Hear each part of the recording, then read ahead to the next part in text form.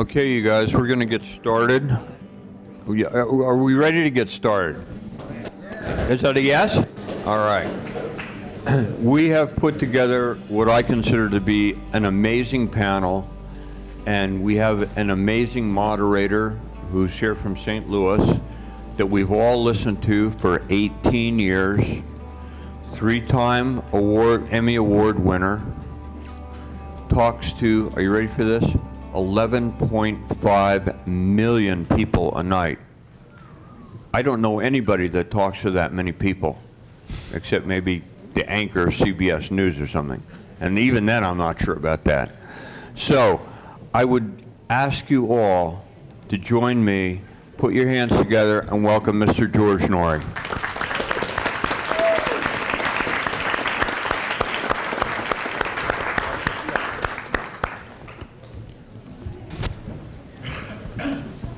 This is a microphone.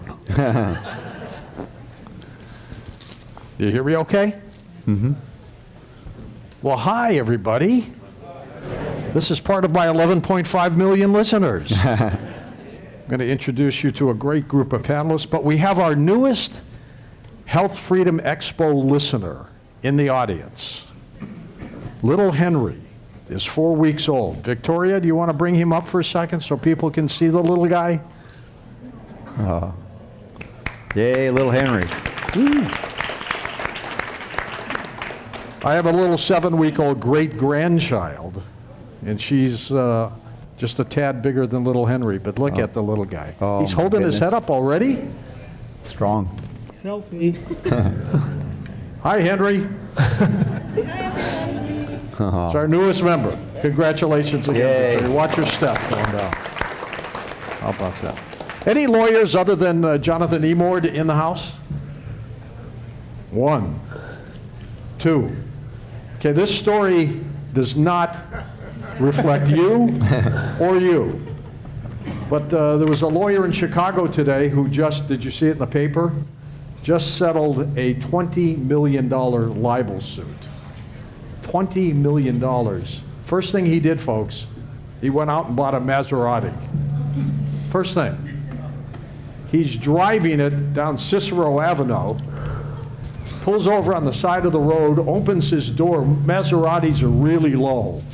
Opens the door, and a truck comes by and rips the door off. He's furious.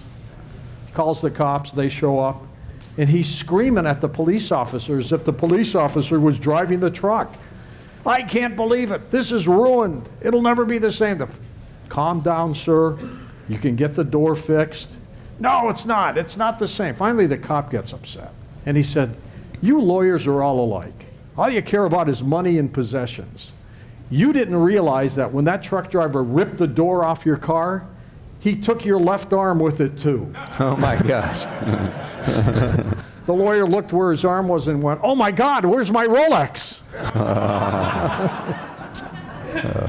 Let me introduce you to our incredible panel here. And then we're going to take your questions, okay?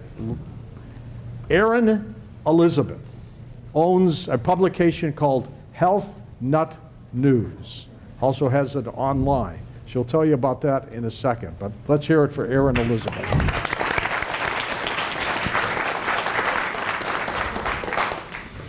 The next guy hiding behind sunglasses, incognito, exactly, is the founder of Longevity and Critical Health News, Doc Wallach.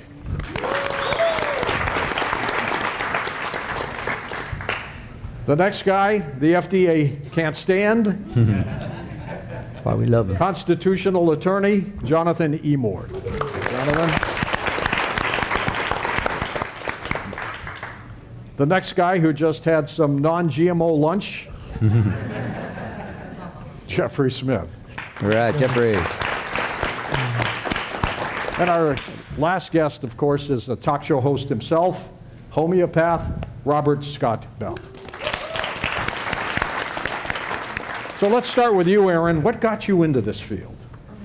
To answer your question, what got me into natural health or starting the website. It hasn't even been 6 years yet since I started Health Nut News, but I initially, I guess I was inspired by my significant other of 10 years, Joe Mercola, so Dr. Mercola, and but also I was just wanted kind of an outlet to express myself more than just posting online on social media, and began the site with a funny, lighthearted name, and what I had figured would be to bring more humor to the kind of the health world, but it quickly took a turn and became more serious, where I talked about subjects such as vaccines or vaccine injury or the holistic doctors that had died mysteriously and that I was writing about in real time, many of whom we knew. And so it'll be 6 years in January, I believe, that I've had the website, and just kind of a whirlwind. Just spoke at Truth About Cancer with several people, lovely people here on the panel in California, and yeah, and enjoying every minute of it, and do my best to take breaks when I can. Now, the dying holistic doctor story is bizarre. We'll get into that tonight, but that is, how many now have we counted? 99. 99 holistic doctors have died, most of them under very strange circumstances. Most of them. Next up, Doc Wallach. Doc, what was it that you saw when you put together Longevity to make you do what you did? Okay, you may start in the middle or the beginning? Start in the beginning. Okay. Well, the beginning started 71 years ago. When I was 4 years old, I began to be violent and aggressive and all kinds of stuff. It got worse and worse and worse. By the time I was 9 years old, they were going to institutionalize me. I'd been to 20 doctors. They were going to institutionalize me when I was 9 years old because I was so violent and dangerous to everybody around me. And they didn't have a name for it back then. Today it would be called Tourette syndrome. It's kind of a manifestation of autism. And when this doctor, but Mary Jane Skeffington, told my mother, the 20th doctor told my mother that they're going to put me in an institution. I said, what does it mean? They're going to put you in a hospital. I said, well, how long am I going to be there? She said, well, maybe for the rest of your life. Well, I'm 9 years old, and I just didn't think that was too cool. So I went to the library the next day when everybody else went to lunch. I went to the library and looked at some of these little paperback books they give starting nurses classes. And I went in the index and I looked at stuff and said cramps. When I went to A's and B's and C's, it said cramps. I said, well, maybe because I was having eye tics and my face cramped up, maybe it's kind of, I'm like an athlete. And I went to the page it said to go to, and it says it's a mineral deficiency of calcium and magnesium. Well, I lived on a little farm, and we were feeding calves out of a big paper bag full of these little alfalfa pellets, and there's no electricity. We had no electricity. I'm 9 years old, but I remember reading the analysis tag. So had magnesium and calcium. And go home, started eating those alfalfa pellets, filled my pockets with it. The next morning, I threw the Cheerios out to the chickens on the lawn and began to put milk in there and eat the pellets with the milk in it for cereal. In 3 days' time, I was cured. In 3 days? 3 days' time, I was cured, as God is my witness. And I knew immediately that veterinarians knew something that doctors didn't know. And so I began to study that. And by the time I graduated high school in 1958, I went to agricultural school, got a degree in agriculture, got a degree in veterinary medicine, got a postdoctoral fellowship in comparative pathology, did 20,000 autopsies. That's in the Smithsonian Institute as a national treasure because I showed there are no genetic diseases, there are no genetic birth defects. It's called epigenetics. Some of you heard of epigenetics?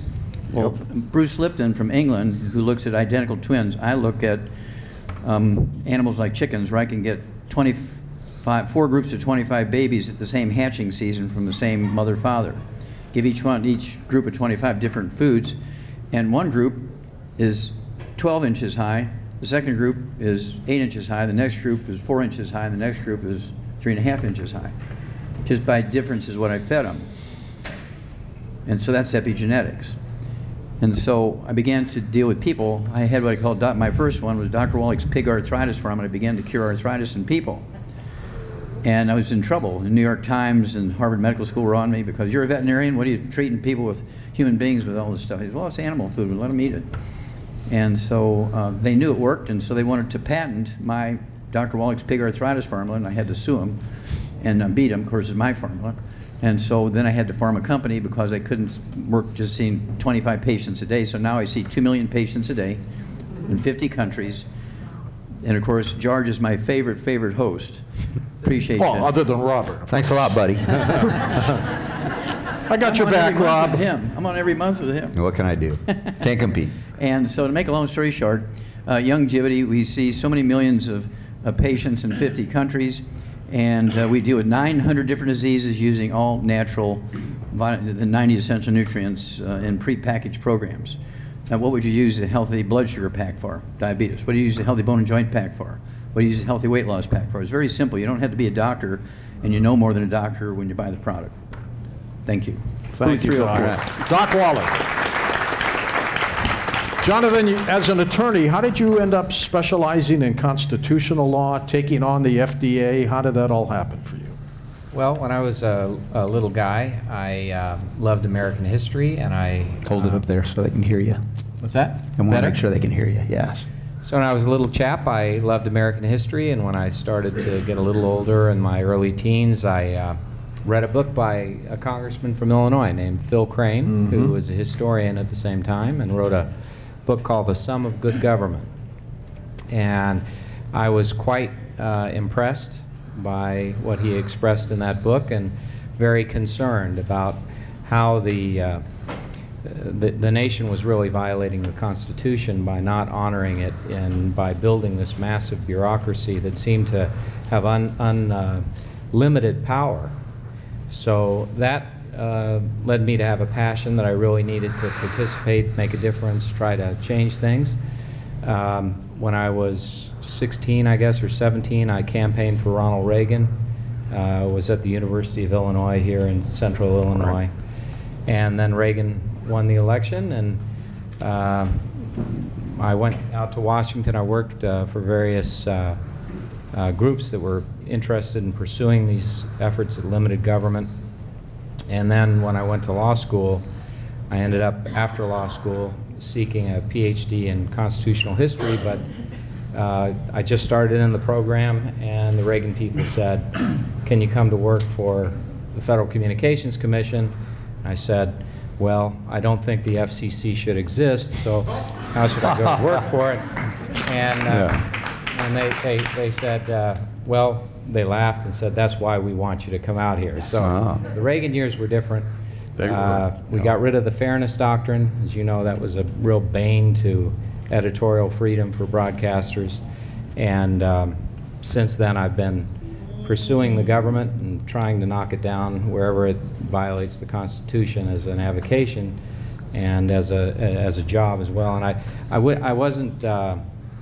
I haven't been deterred by the growth of government, but boy, oh boy, isn't it horrible to see so many people's rights violated by this massive monstrosity.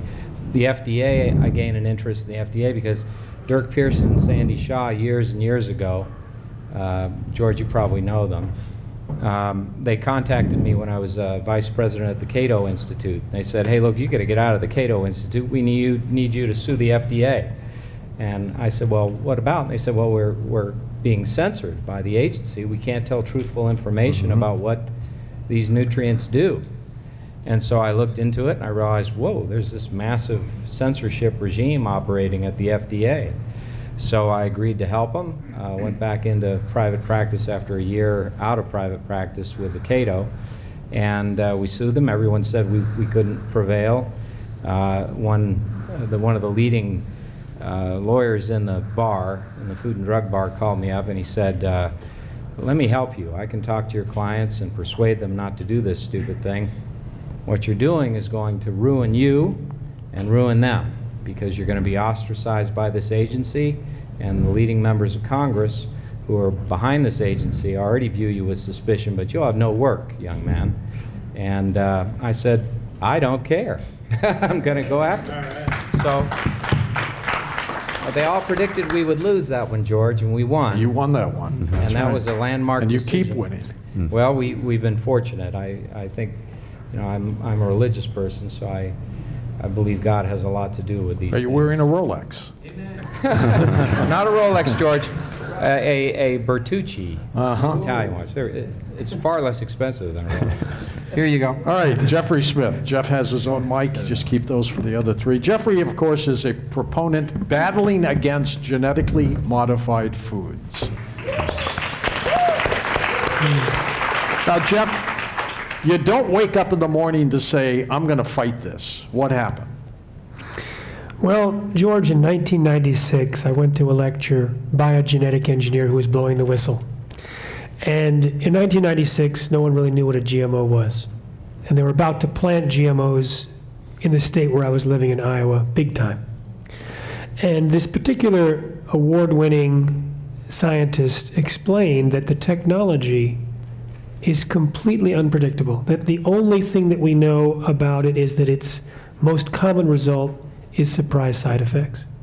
He knew because he was doing genetic engineering to try and cure cancer, and he realized there's no way that Monsanto has figured out how to genetically engineer in a way that's safe and predictable. Now, unlike chemical spills, genetic pollution, genetic contamination persists in the environment. So the moment they released genetically engineered corn, it crossed with non-GMO corn, it becomes a permanent part of the gene pool. Also, any danger that occurs in the product gets multiplied by the fact that it's being fed to the entire population.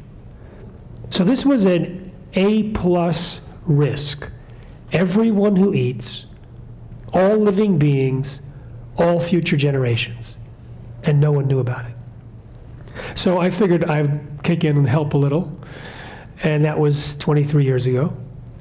And 2 books and 4 movies and 1,000 lectures in 45 countries later, we have done an interesting thing. We introduced and pioneered the messaging about the health dangers. When I got involved, no one else wanted to talk about the health dangers. The nonprofits were talking about the environment or the farms or the patenting, etc. And I thought, no, this is their weakness. This is their Achilles heel. Consumers, particularly moms, concerned about the health dangers. So I immediately started to interview scientists, and I've been doing that for 23 years, translating the science into English and conveying it to people, and then training others how to do the same. And what we have done is we have convinced so many people to avoid it that 46% of surveyed Americans are now seeking non-GMO food, and the food companies are following suit. And I would love to end my answer there. But there's a new risk in town, gene editing. And they claim it's safe and predictable, and it is same massive collateral damage in the DNA. But because it's so cheap and easy, everything with DNA is being targeted.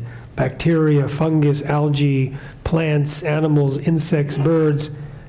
And we are facing the possibility of a replacement of nature in this generation by a corrupted gene pool. So instead of passing on to all future generations the products of the billions of years of evolution, we'll pass on designer organisms designed in labs that the number one most common result is surprise side effects.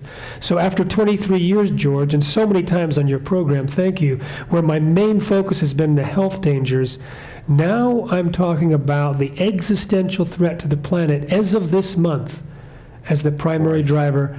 And so it's like I can look back to 1996 when I started, and then I'll probably be looking back to this moment when I started again. How did they explain the 1-foot mosquito I saw a few weeks ago? Oh, I did that actually in my basement. Robert, let's bring you in here. Talk show host, homeopath. You don't like vaccines, do you? Not a big fan, no. And any homeopath that would be a fan is not a homeopath. The whole concept is, you may be borrowed from homeopathy, the idea of like curing like, or some small amount of something, preventing something later, but it's completely altered and bastardized by injecting these things, including now genetic engineered materials, nanoparticles, contamination, etc. We're going to do that panel tomorrow. I wish you could stay. I wouldn't have to moderate it. You're going to be gone by then. But thank you for lifting us heavy today. Absolutely. So, but yeah, I actually was vaccine injured from the smallpox vaccine when I was a baby. when I was very young. And they don't do that anymore unless they threaten to bring back bioterror scares with smallpox. But even then, it's a disaster of many disasters, that vaccine. And I had some terrible problems from that. But because I was raised pharmaceutically, grown in a medical family like anybody else pharmaceutically grown? Raise your hand, man. Not many. Come on, are you all organically grown, non-GMO here? Really?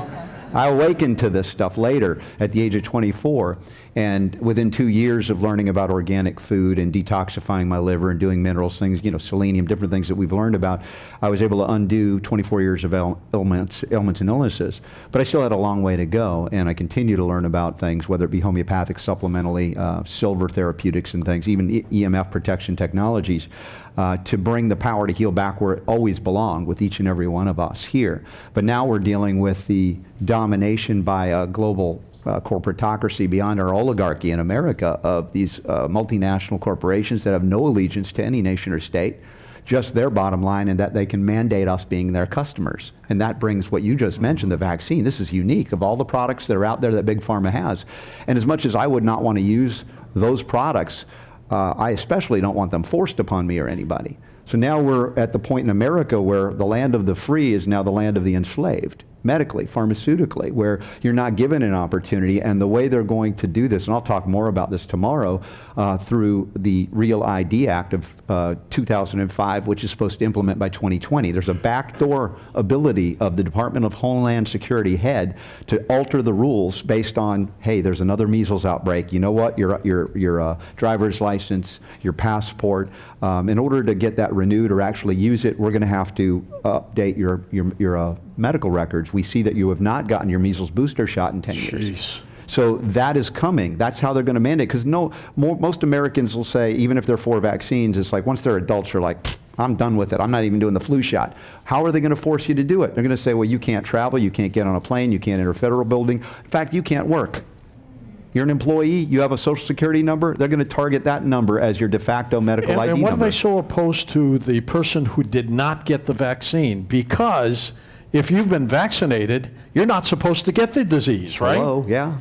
Yeah, and yet they're afraid of and this is interesting too, because you've probably covered this in New York, where they've violated religious liberty as they have in California. No more, you can't say no, or your kids are out of school. No exemptions. Yeah, so now there are no kids that are not fully vaccinated in the schools, and then there's a mumps outbreak. There's a chickenpox outbreak. It's like, what are they going to do? Next, they blame the teachers, the administrators. Again, how do we get adults to accept mandatory injections with things that have never been tested against inert placebo? These are grand experiments. How did we all become a bunch of moo cows?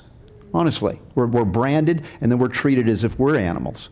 And so, yeah, this is a big issue. Why, if you want one of those vaccines, I wouldn't stand in your way. I would try to persuade you and say it's probably not a good idea, but I'm into choice. Sure. I want to have freedom. And it's ironic that the left in our country, which used to be for freedom, at least theoretically, are the ones arguing loudest for the scientific religion, scientism, or sci-fiantism, my friend Liam Sheff used to say, where they're saying that, if you don't do what we tell you, our dogma from our church, which is like the Church of Vaccinology, that your kids can't play, your kids can't go to a house of worship. They were going after the Hasidic Jews in New York during the High Holy Days, so that if they're not vaccinated, you can't even have your worship services.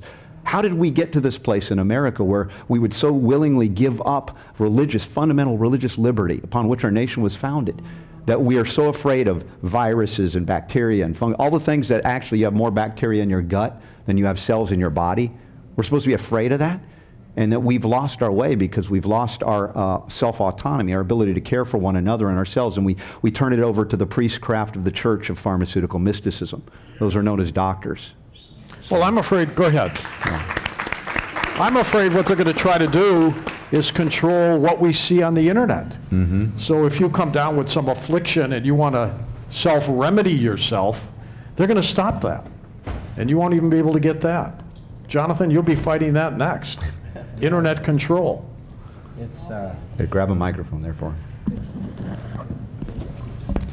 Really, since the origins in the 1930s, this movement of ever greater state paternalism to deprive you of the freedom of choice, not only for yourself, but also for your family, It's all over the place, from child to family, welfare protective services people intervening into family settings because treatment choice was objected to by a patient, and then before you know it, the hospital contacts the welfare people, and they're in there to take custody of a child simply because a different treatment option was chosen. But also, with vaccination, there is this creep. You know, you've got Senator Pan in the state Senate in California that seems to exude this authoritarianism, this notion that it's not important, your rights to refuse an intrusive treatment are entirely unimportant, not even to the extent of enabling you to articulate that as a justification to be taken seriously by the state at all. Instead, it's this demand that you comply with no recourse to take away all of the exceptions. And that really is one of the most expansive and intrusive pursuits of the state that we have in modern time. In no other area of the 14th Amendment, when your right to liberty is at stake, do they evaluate that liberty except under a strict scrutiny standard, meaning that the government has to present a compelling state interest and a means that's narrowly tailored to satisfy the ends, and if there are less restrictive means, then the government loses. In the case of vaccination, they take this archaic Jacobson case and recite it ad nauseum in the case law, and simply say that there is this public interest in vaccination, and that all the state needs show is that there's some rational reason for their choice of mandating that everyone be vaccinated, for everyone to have their rights violated in that way. So it's, and using that, that same type of analysis is being used all across the board by people who think that it is their prerogative, because they were elected, to deprive you of your rights and insist on their way of doing things as what you must do. Right. And you're all here because you care about your health, right? Why would you not be here if you weren't? Show of hands. How many of you here are in your 20s? Anybody? A few people. One, couple. 30s? 40s? 50s? 60s? Whoa, 50s and 60s. 70? Wow. Wow. 80?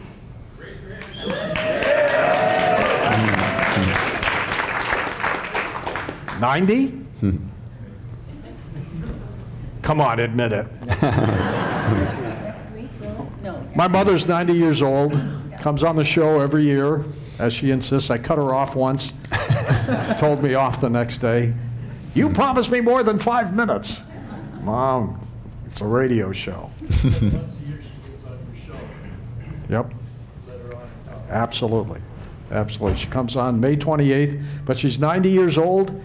And I remember when I was 15, she would clip articles out of the newspaper in Detroit that were all health-related. Doctors like Joe Mercola, who had written columns and things like that, she would clip them out. And to this day, every week, I get something in the mail about some article that has to do with something. It's something else. And she listens to Doc Wallach religiously and loves supplements. Erin, these almost 100 So holistic George, if we want to get on your show, we send your mom the clips. And Send her the clips. That's right. Okay, Exactly. just checking. These almost 100 holistic doctors who have died. When you first started seeing this, when did you put the pattern together? I think the first one, well, it was the first one, was Dr. Jeffrey Bradstreet, and that was in June 2015. And I had, as I was just reading the articles coming out about Dr. Bradstreet, I was very upset by especially Washington Post's headline, which they later changed, which a lot of the headlines really just said alternative quack or whatever, commit suicide. And that was within hours after his death. And now we've done a discovery show, which at Robert Scott Bell's house, so thank you, about the possibilities of this. And the Bradstreet family was interviewed, most of the Bradstreet family, that it was indeed not a suicide, because he was standing in the middle of a raging river trying to balance himself on some rocks and hold the gun far out. And I'm actually in close contact with a forensic scientist, Dr. Michael Archer, who says Dr. Bradstreet obviously, and he was on the show, couldn't have taken his own life. So the case has not been ruled a homicide as the initial call. But then within that same weekend, we had 2 other doctors in Florida. Granted, he had practiced in Florida for some time, but was on vacation in the Carolinas. But they were both found dead. One was only 33 years old. Jeez. So initially I wasn't going to write about it, but it was because of the Bradstreet article that it really enraged me when I see, like you were talking about, the censorship in the mainstream news, that they were not accurate. And I'm really like to be accurate about my factual information. How can they say the next day that he took his own life? There's no video cameras, there's no proof, and I don't believe he did. So I did an article that he allegedly committed suicide, obviously there's no proof at this point. And I put in that article, and also we have 2 other doctors, I didn't mention their names, and I learned very quickly that in some ways it's very sad that I had more people read that article than the other articles that I put so much time and research into bringing the science on different topics we've been covering here, like vaccines. But there were millions of views. That's an amazing story. So why would they be dying or killed? What are they saying that Big Pharma and other companies don't want to hear? Well, there is a common thread besides most of them being holistic. They would speak out against maybe the adjuvants in vaccines or the current vaccine schedule, but also some of them, like Dr. Bradstreet, were actually able to reverse autism or vaccine injuries and cancer as well. And the common theme that I see is that many of them were speaking out, including another Bruce Hedendahl, who died that same weekend. He had a radio show in Florida and was speaking out about cannabis. In fact, several of his patients said that, off the books, he kind of had them using cannabis and was helping to put them into remission, along with a whole other protocol. He was a chiropractor, but yet he had a PhD from Harvard. So even people might look and think, and I love chiropractors, so shout out to all the chiropractors out there, but people think, okay, these chiropractors, they're found dead.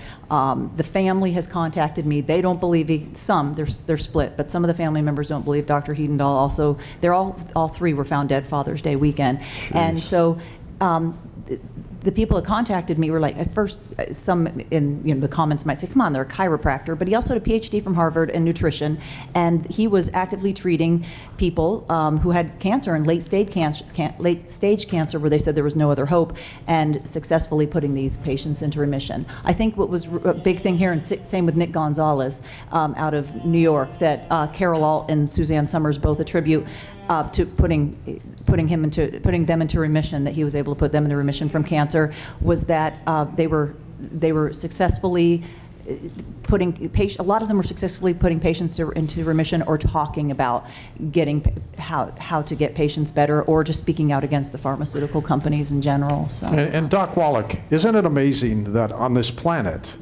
there are cures for practically everything? How does this happen? Well, first of all, when you appreciate there are no genetically transmitted diseases, there's no genetically transmitted birth defects. All birth defects other than infections and trauma are caused by nutritional deficiencies. All the degenerative diseases we know of are caused by nutritional deficiencies. Even things thought to be autoimmune and so forth are just nutritional deficiencies. And the medical system is completely ignorant of this. And this group here is wonderful because they're interested in finding the truth of the cause of these diseases and how to deal with them, how to prevent them. And prevention is your best friend. And this is where the medical system has failed us. They came out to the Center for Disease Control in 2004, George. They said 2004 that our children will be the first generation of Americans that do not live as long as their parents. That is a huge failure because their system isn't working. So we have to go a different direction. And dealing with prevention is optimal. Prevention and cures is the next best thing. And probably, I know of 900 different diseases that doctors treat as genetic and autoimmune are preventable and reversible with nutritional treatments. And so we can do a lot of things as a group, and we can't thank you enough for bringing people together and making this happen. But we do have an enormous amount of experience with this. I treat literally through all my associates in 50 different countries. We treat millions of people every year. And let me give you one example, if I may. Sure. How many of you ever heard of Alzheimer's disease? Raise your hand. Okay.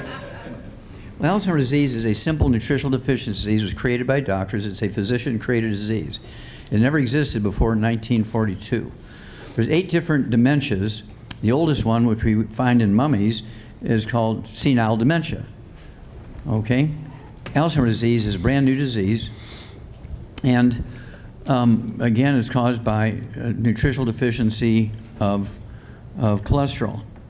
Cholesterol makes up a large portion of many parts of our body naturally. For instance, your brain is 75% the white matter. All vertebrates, whether you're a snake or a fish or a human being or a porpoise or a dog or a cat or a pig or a giraffe, 75% of our brain weight is the white matter, which is the myelin, the insulation material in the brain, and myelin is 100% cholesterol. So if you're eating egg beaters instead of eggs, and you're eating margarine instead of butter, and you're taking statin drugs by prescription, 2 things are going to happen. If you're a man, you're going to get Alzheimer's disease, and you're going to get nobody home anymore between your legs because 95% of testosterone is cholesterol. So ladies, if you want your man to be a man, give him 3 eggs twice a day with soft yolks. You know, get him on the 90 essential nutrients and stay away from the bad stuff. Alzheimer's disease, you got to do the same thing. And I'll tell you this one story. This woman calls me about 15 years ago, and she said her brother Ray had been diagnosed 11 years earlier than when she called me with Alzheimer's disease, and there was no cure on the horizon, so they started treating him with pharmaceuticals. In 3 years, his brain function went down, down, down. His memory function went down, down, down. At the 3rd year of their pharmaceutical treatment, he goes into a coma. At this point, when she called me, he'd been in the coma for 8 years. Is there anything you can do, because they're going to pull the plug on him? He has almost 0 brain function, and there's no cure for Alzheimer's on the horizon, so they just want to pull the plug. I said, okay, get him to give you a little bit of time. Even if you have to pay some extra money, give you a little bit of time. And what we're going to do is we're going to feed him through his G-tube our various shakes, make it with a heavy whipping cream instead of water. Once you put 3 eggs with soft yolks, soft poached, whip them up in there, put our 90 essential nutrients in there, and give him this mix 3 times a day through his G-tube. And then call me every 2 weeks, let me know how he's doing. On the 4th day, she calls screaming and crying about her brother, Ray McGregor. I said, okay, well, what's going on with your brother Ray? What's going on? It's only been 4 days. You're supposed to call me in 2 weeks. She says, well, I came to his room to start him on this 4th day of your protocol, and his bed's empty. There's a clipboard in the end of it with somebody else's name. His suitcases and clothes are all gone, so I figure he's dead. So I go up to the front desk, where's my brother Ray? And the nurse jumps up from the front desk, leans against the wall, puts her hands up, pulls her chair in front of her like I'm putting a gun on her, and screaming my brother's name, Ray McGregor, Ray McGregor. So I'm speaking now for his sister. She said I had to grab her and shake her and said, where is my brother Ray? And the nurse said, well, he got up this morning. He thought he'd only been asleep for 1 night. He didn't even been in a coma. He didn't know he'd been in a coma for 8 years. And he got dressed, went back to work at the bank. Nobody there knew him because he hadn't been there in all those years, 8 years. Typical banker, by the way. And they thought he was trying to rob the bank in a weird way, so they called the cops. And he says, if you want to see your brother Ray, he's at the bank, at his old desk. Now, we do this thousands of times a year all over the place. Dementia is one of the easiest things to get rid of. And doctors treat it like it's just something part of old age, you just got to deal with it and cope with it and treat the symptoms. No. All dementias are preventable, and all dementias are reversible. Okay? And so you have power now. You have power. It's very, very simple. The brain requires an enormous amount of nutrition because it does an enormous amount of things. And again, all these other degenerative diseases like Parkinson's disease, MS, Lou Gehrig's disease, Huntington's disease, these are all reversible in a couple of weeks. You give the body what it needs, your body will take the raw materials and repair itself. You've got the equipment. Your brain has the equipment to repair itself, but it needs raw materials for the equipment to work. You can have the very best blueprint for your dream house, but if you don't have carpenters and electricians and plumbers and shingles and plumbing equipment and brick and mortar and bricklayers, you're not going to get the fulfillment of that blueprint. The same way with your body. Your body needs stuff. And so that's what we learned in veterinary medicine. Remember, I'm a veterinarian and a physician. And so in veterinary medicine, we give the animals all these nutrients in their little alfalfa pellets because we don't have health insurance for them. No farmer could be in business if he had to treat all these diseases, so we prevent them. So I just took all that material after I saw that I cured myself from Tourette syndrome in 3 days with alfalfa pellets that we fed calves. And I began to use animal formulas when I was still a veterinarian on my human patients. And they work every time. How many eggs a day, Doc, do you eat? On a bad day, I'll eat 6, but I try for 9 every day. Steak and eggs for dinner, steak and eggs for breakfast, steak on my salad, eggs on my salad in the afternoon. But the yolks have to be soft. You have to keep the cholesterol intact. And that way, if you're not eating eggs, fellas, there ain't nobody home anymore. You're an ED guy or a Viagra guy. But you eat your 9 eggs a day, take your 90 essential nutrients, stay away from all the bad stuff so you can absorb. Absorption is essential. No wheat, barley, rye, and oats. No wheat, barley, rye, and oats. Gluten intolerance. Gluten damages your efficiency of absorption. And it doesn't matter how much you supplement. If you're not absorbing it, it's all coming out in the toilet. So that's 2 things. You got to supplement with the 90. Get rid of all the bad stuff so you can maximize your absorption. And I've had bets with doctors, for instance. I said, we can reverse macular degeneration even if you've been blind 6, 8, 10 years. And one doctor jumped up in a group like this and called, Wallach, you're a liar. I said, who are you? He said, well, I'm a medical doctor, eye doctor. That's not true.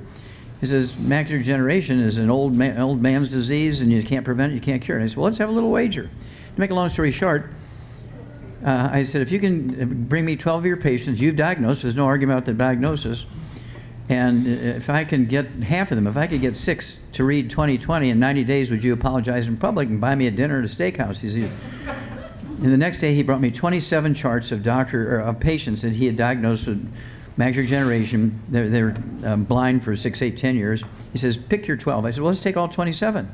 In fact, I'll make it even easier on you, Doc. I said, if I can only do one, would that satisfy you? He says, if you can get one of these people to read 20/20 in 90 days, you'll be at Ruth Chris's Steakhouse with the best wine.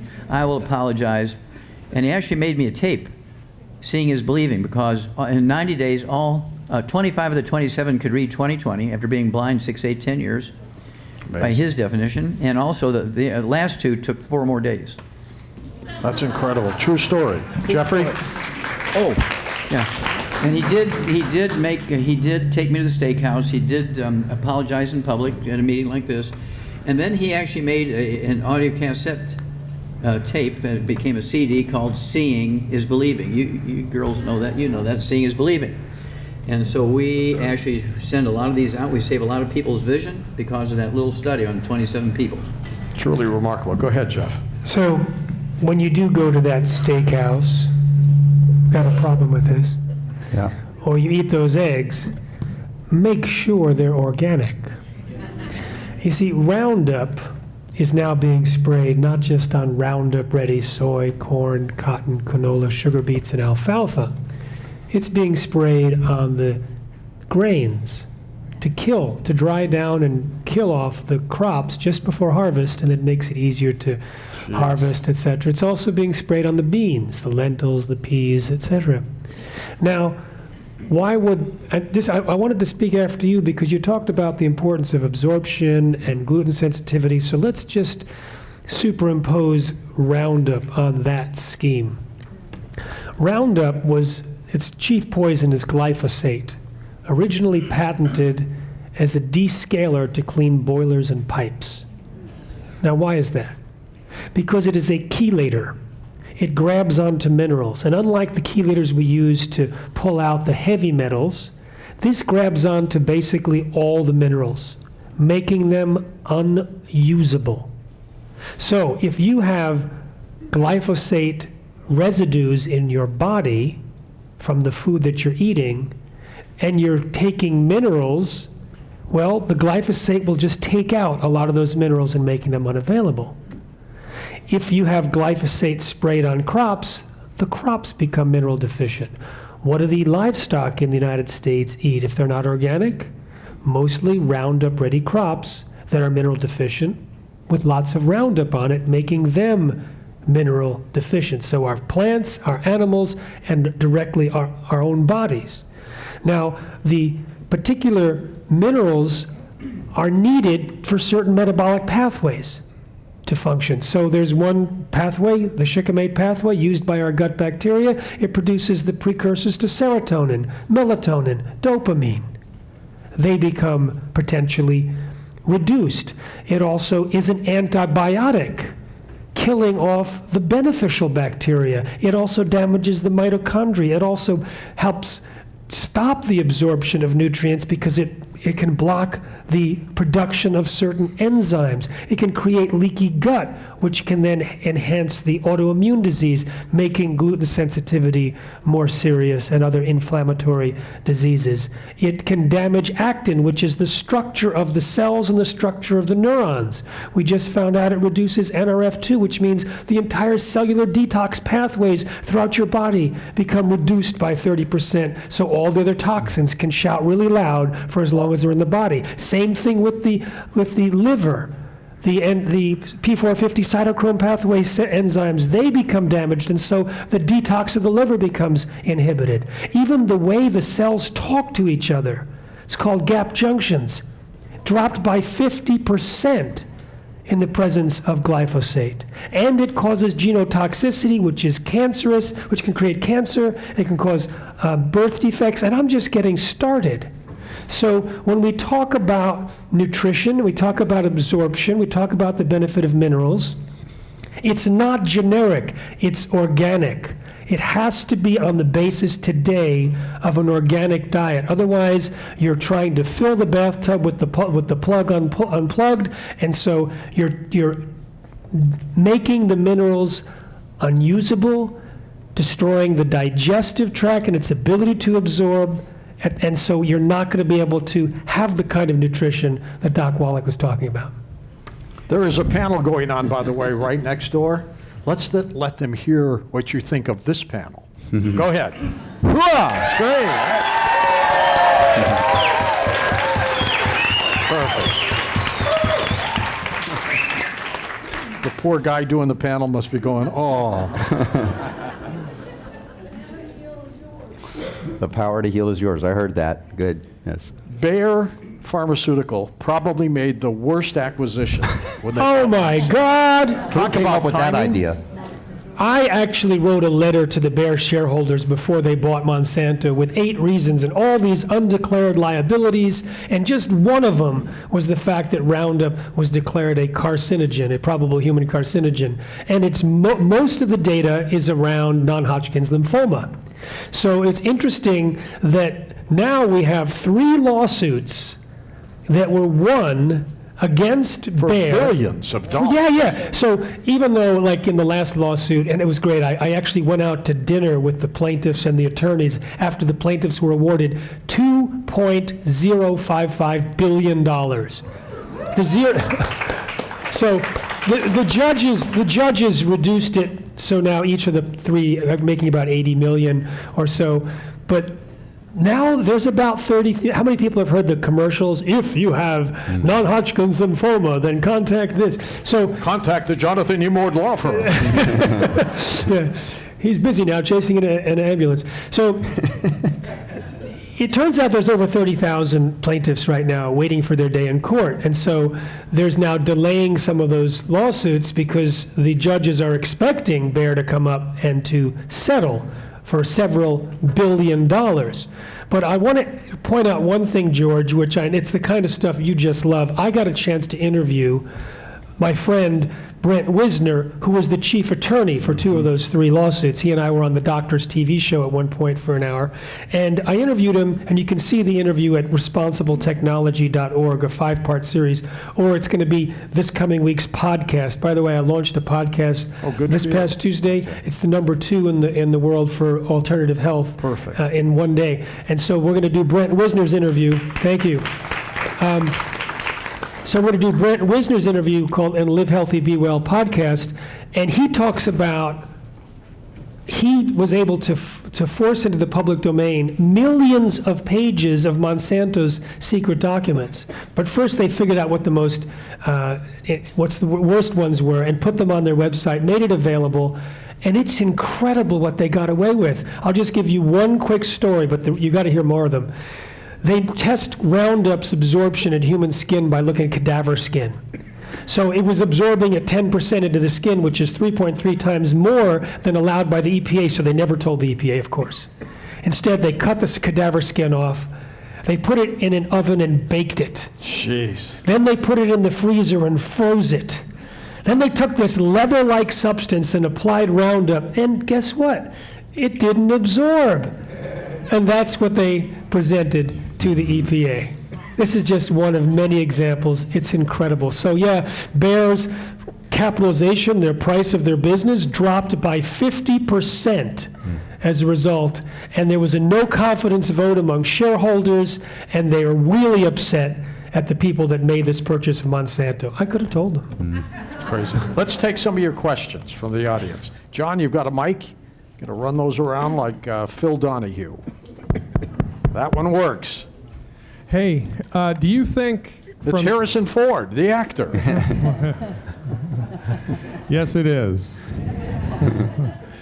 Do you think that the people at Monsanto who came up with glyphosate, that it did all of these negative things to health, and that it was an on-purpose thing in order to try to drive chronic illness higher? Jeffrey, it was proven in court that they did not disclose some of the things that Yeah, they so they knew. I mean, I debated in 2015. I lost, Monsanto's here. Yeah. It's like, where are they? Where are they? Hello? Oh, Monsanto. All right, give me that thing. Here. I'll just sit over here. I knew it. I knew it.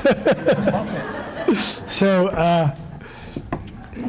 what happened was the very first study on cancer was done by a company called IBT, which was fraudulent.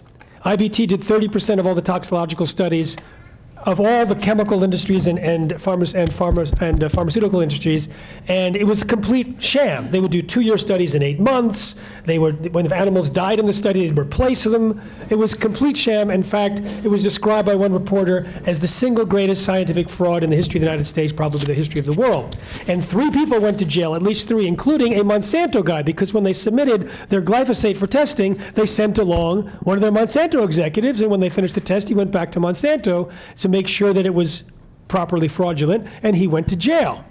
So then they did another study after that, and the FDA and the EPA said, okay, we'll ignore the fact that it was fraudulent, but they submitted another one, and they found, yes, it does cause cancer. And so you can read the actual documents where someone from Monsanto says, we're going to hire this particular doctor who's going to look at the slides and argue that there's tumors in the control group. The guy hadn't even looked at the slides yet, and that's what he did, and then argued it for several years, and then the FDA finally gave up. Then they were talking about how it's genotoxic, it causes damage in the DNA. So Monsanto hired the best genotoxic doctor in the world, Dr. Parry. He evaluated and said, yes, it causes cancer. You can read in the memos Monsanto's executives saying, has this guy ever done research for corporations before? In other words, doesn't he know he's not supposed to find that? So he wrote a report. It was supposed to go straight to the EPA because that's the law. They buried it. Monsanto ghost wrote their own study, which had the exact opposite conclusion, and published that. under other people's names. And it just goes on. Fraud. So the answer is yes, they knew it was dangerous. In fact, I know from a Monsanto scientist, former Monsanto scientist, 3 of his colleagues tested the milk from cows injected with genetically engineered bovine growth hormone, found so much cancer-promoting hormone in the milk. The 3 Monsanto scientists refused to drink milk thereafter unless it was organic. One bought his own cow. So they know the stuff is dangerous. They found that rats were damaged from genetically engineered corn. Instead of withdrawing the corn, they rewrote the study to hide the effects. So they know it's dangerous. As far as their motivation, I'll let you figure that out. Well, what do you think? Well, the thing is, there's a lot of money to be made when you can run the food industry in the world, and you can control a lot. Okay, you can control a lot. If you control the food, you control the people, according to Kissinger. If you control the seeds, you control the food, according to Vandana Shiva. And this is a way to control both. So I think I've said this on your show before, George. There's some indication that the U.S. government may have been wanting to use these things in order to control, turn on and off the harvest of other countries' crops, in order to control whether they have a famine or not, so that they become beholden to U.S. interests. There's that possibility. I have some evidence there, but it's not a smoking gun. We just know that there's also a sense of blinders on, and we've all seen this. The epidemic that allows GMOs on the market is this concept that, oh, it's someone else's responsibility and I'm sure they'll take care of it. So someone discovering that there's cancer in the milk, they said, well, it's not our responsibility to stop it. Someone else has their position, someone else has their position, and it's only the people at the top that drive the ship, and everyone else is compartmentalized. So I can't say that there is a specific agenda to hurt people, but there certainly is an agenda to make a lot of money and be in control. But it sounds like fraud, Jeffrey. It is. Out and out It is. fraud. I mean, the fraud is rampant. I mean, the fraud is also connected, and Jonathan was going to love this, and I think you know, the fraud at the FDA. The person who was in charge of policy of GMOs at the FDA was Monsanto's former attorney, Michael Taylor. And then his policy said, we don't know of any difference between GMOs and non-GMOs, no testing needed, no labeling needed. Then another lawsuit forced documents into the public domain, and guess what?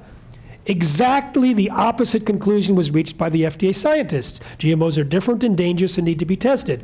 And some of my friends call it the single greatest fraud by the government in history. I don't know if you would agree with that, but yes, absolutely fraud. Absolutely. Let's take some more. Right there. We'll get to you next, sir. You can probably hear me okay, whatever? Yeah. Have any folks familiar with the government manipulating Lyme disease to be used in germ warfare? Erin, why don't you answer that?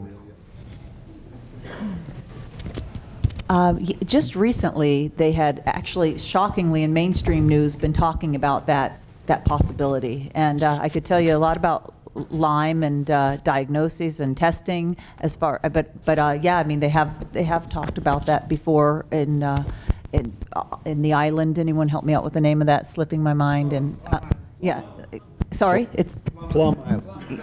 Plum, yes, Plum Island, thank you. Very good. But now they're just, I was shocked to see in mainstream, they were saying, could this disease have been, engineered, and that was in headline news, I think, just weeks ago. So, yeah, there's a definite possibility. Again, we get into, was it accidental? Were they doing tests, or was it intentional? And that I can't give a precise answer. Hey, Doc, would you explain what Lyme disease is for folks who might not know? Yeah, it's usually a tick-borne disease. And you go back thousands of years ago, bugs were used in warfare. This is nothing new. It's not a new concept. They would use plague. In fact, the British, I think it was, I don't know if it was during the war of smallpox, they would take blankets from people who died of smallpox and then give the blankets that were contaminated with, they didn't know what germs it was, but they knew that the blanket carried smallpox, and they gave that to the Native Americans. It was the first major germ warfare in America in the history. Okay, so that concept of using bugs for weapons and weaponizing bugs is nothing new. And so you can expect people to do those things. But it is treatable with an antibiotic. The thing that I hear about Lyme disease, I get people come to me and they'll have usually a gluten problem. They got asthma and skin problems and constipation and all this kind of stuff that goes along with gluten problems. I said, well, what'd your doctor tell you? He says, well, I have chronic Lyme's disease. Really? Well, how long have he's been treating for chronic Lyme's disease? Oh, 25 years. Jeez. Now, he's milking that patient like a cow because Lyme's disease is curable in 2 weeks with antibiotics. It's curable in 2 weeks with antibiotics. So it's really not a major threat, like it's going to wipe out America or something. So if you get a correct diagnosis of Lyme disease, if you take the right antibiotic, you can just look at the Merck manual. It'll tell you what antibiotic to use for Lyme disease. But I get the ones that are Lyme disease patients for 25 years. They're being treated with not antibiotics, but steroids and things like that. You get them on a gluten-free diet, get them on the 90 essential nutrients, and see what happens in 6 weeks or 8 weeks. Gone. And Doc, you know I get that utilizing silver, bioactive silver. Yes. And so we can avoid even the antibiotics now. But we bring up issues of vulnerability, which goes to the law of the terrain. What we've been talking about up here and what Jeffrey brings up and what your observations, Doc, have been the destruction of the terrain, the environment or the milieu. How do we repair it, rebuild it, while glyphosate is just, choking the life out of us by depleting the very minerals Doc's talking about getting back into people. And that is something that's overlooked. And now, thank God for Jonathan and folks that are standing up and defending and going after the oligarchy, because they're not only creating an environment for GMOs to proliferate, but preventing us to remediate it with all the people here that know about natural medicine, what they call alternatives, right, outside of the realm of AMA or Flexner Report school type medicines. And now they've come after directly homeopathy. Yep. Jonathan, you mentioned, we talked on the show this week about the 400 CPG, that they want to eliminate some of the remedies. And I got my start, George, doing homeopathy to detoxify people, to get the garbage out so that they can get the good stuff in. And now they want to prohibit us from getting that out to the world. So we have to innovate. Technologically, now we're working on things that can basically program these frequencies into water so we don't have to go to a store to get them. But who knows how long that'll be before they stop things like quantum entanglement. This is the crazy world we're living in, where they want to not only poison you, but prevent you from remedying the poisons that have been approved by government. Go ahead, sir. One of the things I hear constantly is how they try to hold the information back. If it's not holding the information back, it's disinformation. George just mentioned hiding, you'll be censored someday. Have you guys ever thought about taking control of the information with your own search engine? Think about it. Google, I've watched the progression of the internet. It's like the Borg in Star Trek, where they just assimilate everybody. They send out bots, ping all the IP addresses, and then dismiss who they don't want to come up.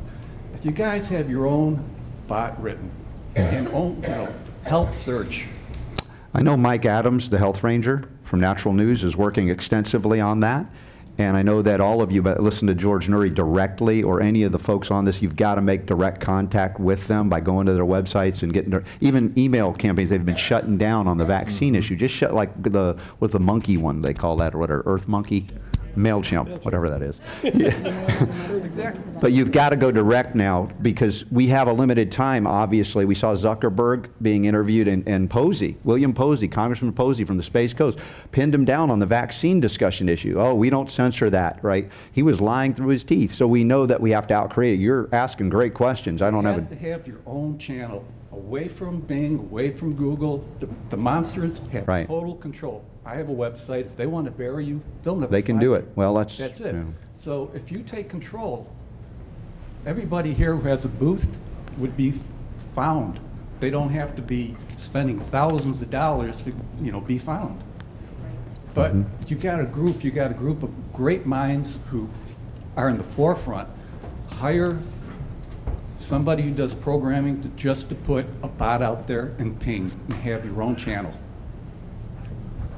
Can I just say something real quick? Go ahead, Eric, sure. I think that Robert makes a great point about Mike Adams, who's been removed from nearly every social media platform, and I do lecture quite a bit on censorship, so shout out to Mike, because they've taken him down. But the issue, I think, is when you want to start something like to compete with Google or even DuckDuckGo, which is so difficult just to get people to go on there, where there's no or less censorship, that takes It takes so much. Think of the people that, so what I say instead, although I would love to start a social media alternative, have some ideas, or even an alternative to Google, which is such a massive, massive thing to take on, is that people have to make direct contact with each one of the people up here to get onto their website and get on there. We have to go old school. We have to go back to those newsletters like we're doing in the 90s, before they had social media, before they had these platforms or Google that is censoring us. Well, you have to get on those mailing lists of everybody up here who has, I'm sure you have a mailing list, right? That Better you people, than that. yeah, here you go. Better than that, better than mailing list. For 25 years, I've been on radio for 2 hours a day, Genesis Communications Network. It's Central Time. You guys are Central Time here, right? So it's from, let's see here, 2 to 4. I'm on radio, 1,357 stations. I talk to millions and millions and millions of people every day. There's a 10-minute monologue at the beginning, kind of like the same format that George uses, and then call in, toll free. We pay for the call. And we're starting to get so many calls now from Australia, New Zealand, and England, and South America, and Mexico, because we're putting out the truth about nutrition and health and how to take care of yourself and avoid the doctor, save yourself 85% of your health care. And so we get about anywhere from 5 to 10 callers per hour, because it takes a few minutes to answer their questions and everything. No question goes unanswered. No question is forbidden. We answer every question. I mean, you cannot imagine the questions we get on healthcare, okay? And of course, the first hour is entitled Dead Doctors Don't Lie, and the second hour is entitled Let's Play Doctor, okay? Because I want you to be your own physician. We'll teach you how to be your own physician. You're going to take care of yourself much better than the doctor will take care of you. And you can go into a pharmacy without a prescription and buy the same test strips the doctor will use for a $2,000 physical for $1.50 each for your blood test, your urine test, the equivalent of colonoscopic exam. You can do your own pulse. You can take your own blood pressure. You can do your own EKG now on an Apple Watch, or they have these $99 devices. You can go online and buy them, do your own EKG. You can do your own stool examination to see if you have parasites. Now, if you think that's too icky, you can take your bowel movement to a veterinarian and tell him it's your dog's poop. Let him run it. Woof, woof. Woof, woof. Dr. Wallach? Which reminds me of a lady who had a husband who was very sick, and so she takes him to the doctor. And the doctor calls the guy into the office, examines him, comes back, puts him back in the lobby, and goes up to the wife and says, I need to speak to you alone. And so she did, and she said, what? She said, he's dying. And the only way to save him is you must, every day, provide him with breakfast, lunch, and dinner, hand-cooked by you. You must keep him stress-free. You must wash his body every day in a tub by hand and sing to him, and he will live. Without all that, he'll die. And she said, okay. She goes back to the lobby. They get in the car. And the guy says, what'd the doctor say? And she looks at him and said, you're going to die. Go ahead, Ben. Dr. Wallach, I have a real quick question. I am so thankful that you have given me permission to eat 9 eggs a day. I love eggs with a soft yellow. That's my very favorite food. I can't consistently keep my egg. I overcook them all the time. What is your technique to cooking those eggs? Okay, when you cook eggs, you can't have anything else going on. You want to cook them for 30 seconds. With a stopwatch? Yeah. Boil the water and then Yeah, you boil the water. You're poaching them. You're boiling the water. You plop them in, and by the time you put you crack them. Okay. You don't want the eggs coming out of a carton because they're 80% oil. Okay, you want to crack eggs. And that's how we eat eggs at restaurants. We want, go to a restaurant at night. I want my steak. I want 4 eggs with soft yolks, poached. Okay, I don't want scrambled eggs. I don't want an omelet because it's in that carton and it's made out of oil. It's 80% oil. And you're going to get plaque in your arteries from that. And so if you'll do that and you eat shakes and make it with heavy cream, have milkshakes. You should put out a cookbook, Doc. We do have a cookbook. You have a cookbook? Yeah. Is it like the Doc Wallach cookbook? Well, it's called Let's Play Doctor. You have a cookbook called Let's Play Doctor? Yeah. Call it the Doc Wallach Cookbook. Okay. Change the name. I'll give it a subtitle. Doc Wallach Cookbook. You'll sell 1 million of them. I love this guy. He's very good at this. Communications, okay? More No, questions. We've got some time here. Yes, sir. Do you feel threatened, any of you right now, according to your analysis? With the Do you feel threatened based on what you're writing?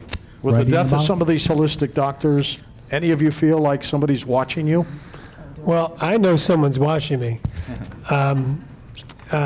In fact, I was reading the closing arguments of that third Monsanto trial, and my name came up because Brent was reading the memo from Monsanto, and they described how I had written an article about how kids are most at risk from GMOs. It was picked up by Joe Mercola and put out in his newsletter, and they called the discussion whack-a-mole because they were assigning to their hitman to come after me, not to kill me, but to, there was a so-called scientist that has a way of trying to discredit. And so they called their treatment of me whack-a-mole. And the response by the other Monsanto executives was, funny you should use that term. We started using that term 2 years ago when we were deploying people against the naysayers. And they actually have a budget item called Let Nothing Go, where they'll respond, even if you put a post on Facebook that tells the truth about GMOs or Roundup, they are watching, and they have troll farms with tons and tons of people. And so when you find one, and they use shaming techniques. So shaming is really intense, unless you say, oh, look, we caught a troll. And treat it as a badge. Either eliminate them from if you have the ability, or point it out, and never get caught in trying to convince them of anything. Just use the opportunity to bring more information out. So yes, they try to discredit, but they haven't tried to kill me as far as I know, and I don't think they've been successful if they have. So it becomes a kind of a game where they had a private investigation of my background and tried to find any skeletons in the closet, and they found out that I was a dancer and a meditator, and that They paid me too well, Jeff. Anybody else scared? Erin, are they watching you? It's always for some reason more worried about Joe. We have a few. We get a lot of great emails from doctors like Dr. Mike and holistic doctors out there who are concerned for their safety, and you and I have talked about that before on your awesome show. But I'm always concerned about Joe just because we have had strange things happen. We have some folks. One we now call him the polite stalker, I guess you could say. So he calls. We have tens and tens of thousands of calls logged and emails, and he's come by the office continually, over and over. Thankfully, not to our home, but yeah, sometimes. But I'm more worried about him because he is a doctor. I'm not, and the other doctors out there. But you're pretty vocal, though. Yeah, that's true. So, but yeah, I do.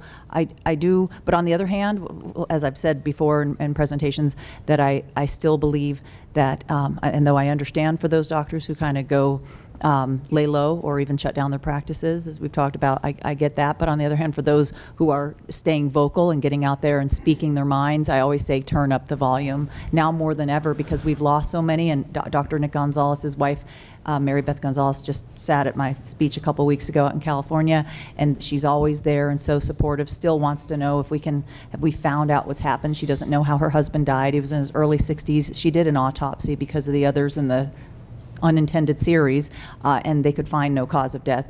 And so that if anything, to all of you, not just to the holistic doctors, but to all the people out there, like you said, tell tell 2 people and tell 3 people and turn up the volume. More than ever now, our voices need to be heard, because whether it's coincidence or not, so many have been silenced, and more than ever we need people to be vocal and get the word out there, because unfortunately with Google, Pinterest has taken down my account and so many others.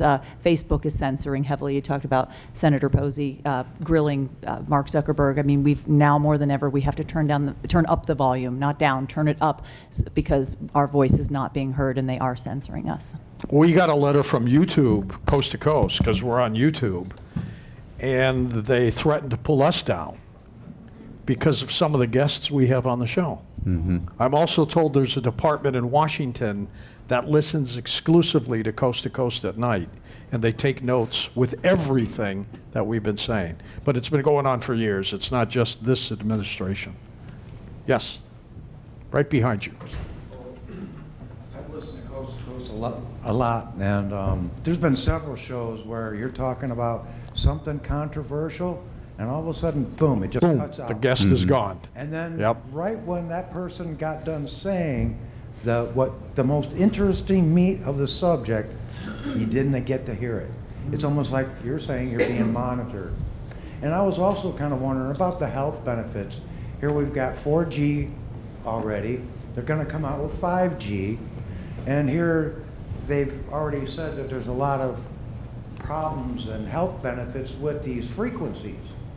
And here I find that if you tune a musical instrument, the letter A, to 432 hertz, it's in line with the Earth's frequency, and it's got healthful properties. Has anybody done a study on frequencies that we're being bathed in 24/7? Anybody want that? Magda Havas has been one of the most prolific researchers on the subject of EMF disruptions of our fields.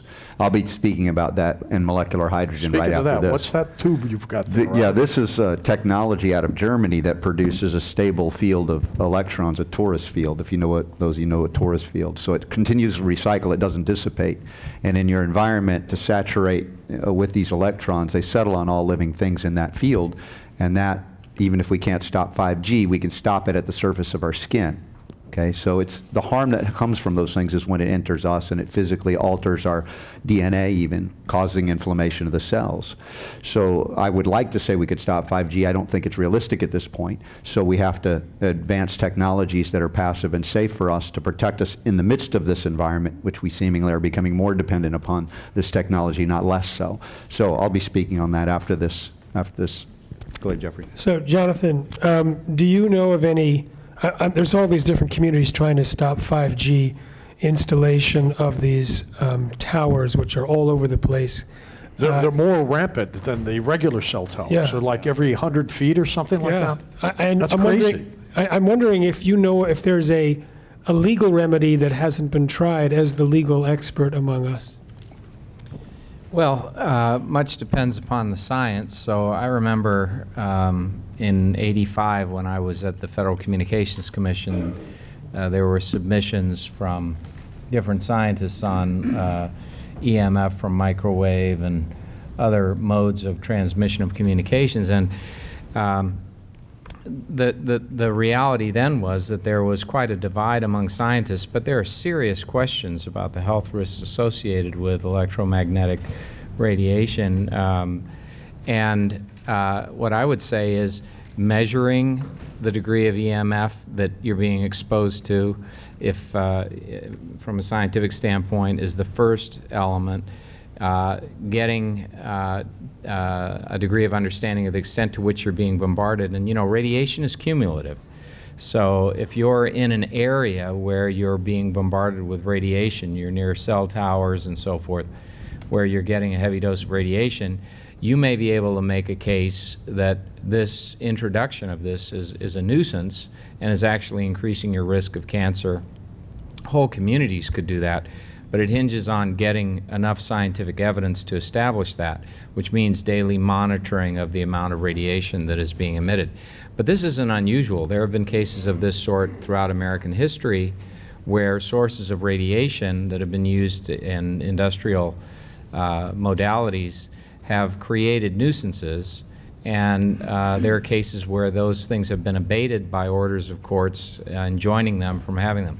In fact, the Federal Communications Commission, under its regulations, tries to create farms for co-location of transmitting facilities, mindful of the location of population centers and other things to minimize risks that they don't actually admit exist.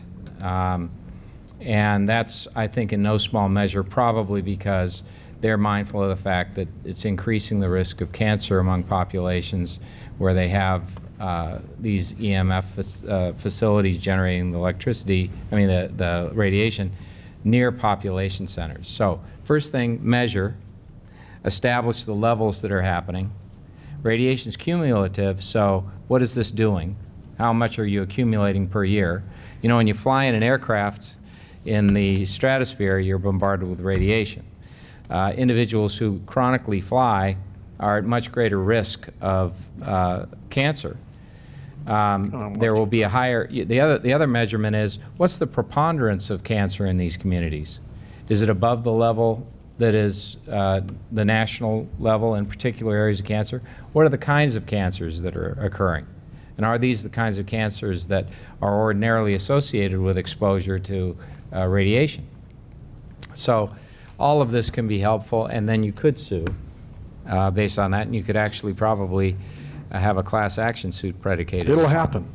It'll happen, Do you John. think, I've noticed that there, you mind if I ask you one quick question? So I just flew in from San Diego, and CBS did a story there recently that the firefighters, so shout out to all of them, have successfully had it written in the contracts that they cannot put the 5G towers, I don't know if you've heard about that, so close to their stations because of the health challenges they had due to the 2G towers that were on their stations. So there was an interview done there with whoever the gentleman is that is bringing in the 5G to the city of San Diego, and they asked him, they said, now you're agreeing with these firefighters, and so they cannot have them within so many feet or yards, or I don't know how far from the towers, but why not? Why couldn't the teachers do it as well for the schools? And is it because they don't have as much money as maybe the unions for firefighters? But do you think that's one that would be a successful way since they've implemented it in San Diego? In the end, all these things depend on causality, which is the hardest part, because there are multiple elements in our environment that are carcinogenic. How do you prove that in the particular case it's the radiation that's causing your cancer?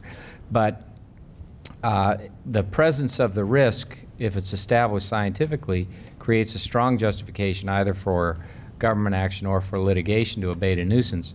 And it's also the case, I think, there have been studies on milk production by cows that have been in areas where there are towers, and some of those indicate that the level of milk production is substantially reduced among, or at least statistically significant reduction in the production of milk among cows that are near these towers. Frequently these towers are located in agricultural areas, and as a result, you know, you see testing done on animals that are in those areas to determine whether or not it's adversely affecting animal populations too. Doc, go ahead. Yeah, I want to go back to the original question and tell you a personal experience very briefly, if I may.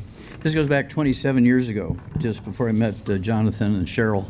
And we had a little company to leverage my time. It's a little network marketing company we called American Longevity.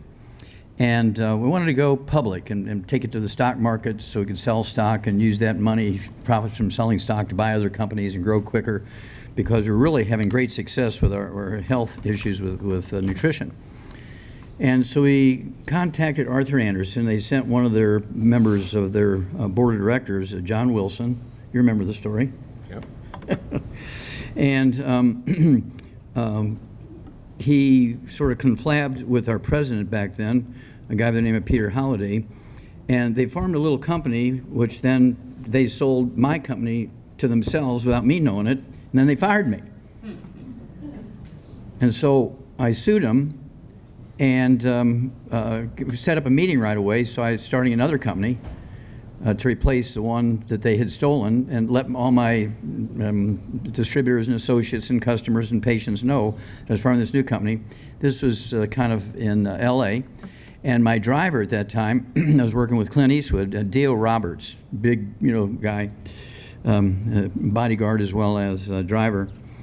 And so the day comes to have this first meeting, and there's 3 guys that weigh 300 pounds each at the door, handing out papers saying the meeting's been canceled, sent by Arthur Anderson to cancel my meeting. I said, you guys can't do that. This is my meeting. Well, I weigh 150 pounds.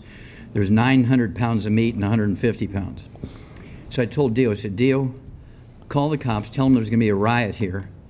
And you need to get them here fast because there's 900 pounds versus me. So tell them there's going to be a riot. They must get here quickly. People are going to die. So Dio runs up the stairs. He's screaming, there's going to be a riot! There's going to be a riot! And I said, please just call the cops. Okay. So I grabbed the papers away from the big guy in the center, and he wouldn't let them go. So I wrestled for the University of Missouri, so I did a leg sweep on the guy. He goes down. So I'm sitting on his chest, and I'm just hitting him in the face. Teeth and blood are flying.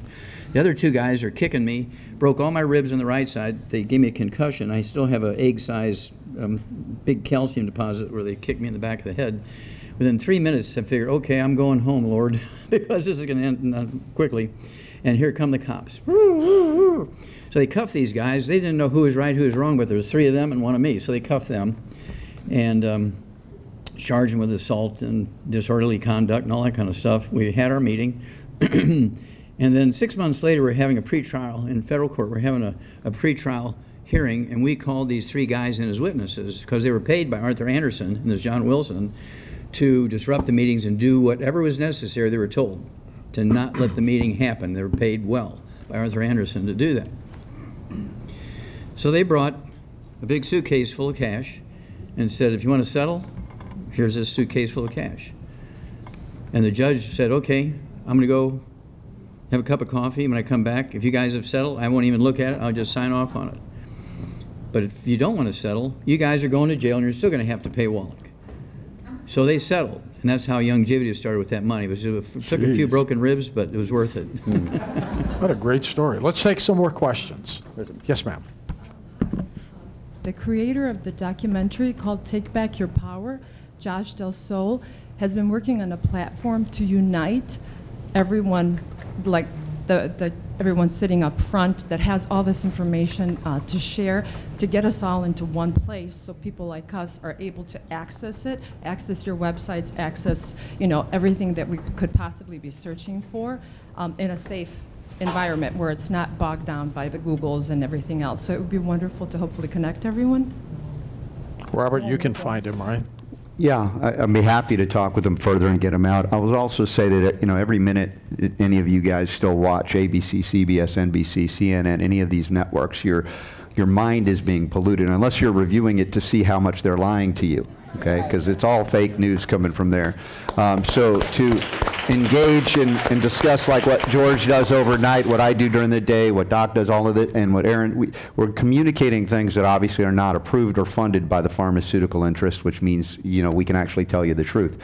So that's a big part of the choice that you're making, the power, take back your life, take back your mind, the power that we all, in each and every one of us have to heal or do whatever. It's the choices we're making to not eat GMO food. First we had to know there was, right? And Jeffrey brings it up and then realizes that it's you, it's not the government that's going to solve this. They reluctantly go along eventually when enough of you say enough. One of the things I like to say is stop asking for permission where none is required. We think we have to wait for the government to stamp approval on doing what is right. And someone asked, are you afraid? No, I'm not afraid. If I am, then I know I'm off track. If you go with God, there's nothing to fear. If you're going with man's arrogance, then there's a lot of fear involved, and they like to manipulate us into that fearful state because then we're disconnected from source. So that's a great litmus. What are you feeling now, fear or love? Right? There's a lot of scary stuff out there, don't get me wrong, but the question is, does it dominate you and overwhelm you to where you disconnect from that source where you shall never have fear when you walk with spirit like that? My buddy Marlon Glenn is in the audience. Could we ask him a question? He wants to ask a question. Marlon, raise your hand. Sure. Hey, Would that be okay, George? Yeah, and then we'll take you. Thank you. I appreciate it. All right, we seem to have a problem here. That as I'm listening to you guys speak, there's a problem of big media, big corporations, and big government. My question probably, like Jonathan, you do a lot of battling against the government, the alphabet agencies and whatnot. Do you see a path where that power can be diffused in some way? Is there some way that we can reverse this collectivism? Because we're trending in that direction. We can see that that promotes the tyranny. So do you see any path to diffusion of that power and decentralization? Great question. So I think we have reached a point where the size and the extent to which abuse is rampant has reached a pinnacle where either there's going to be effective totalitarianism in this country, where individual choice is largely taken from us because we just surrender it, or we're going to see people utterly rejected at the polls and stand up to people who are promising things that can't be delivered. The price tags are enormous, and who are really promising things that put them in the position of being able to make more judgments with the force of law to govern your lives and take away your liberty. We're reaching a point where there's going to be a test in the electoral process where we're going to be asked, are we committed to the liberty that is the foundation of the American Republic? Or are we frightened of liberty and are willing to be sheep that will be effective slaves to those who we will give power to simply because we're not willing to defend our own rights? Every generation has been asked to defend liberty.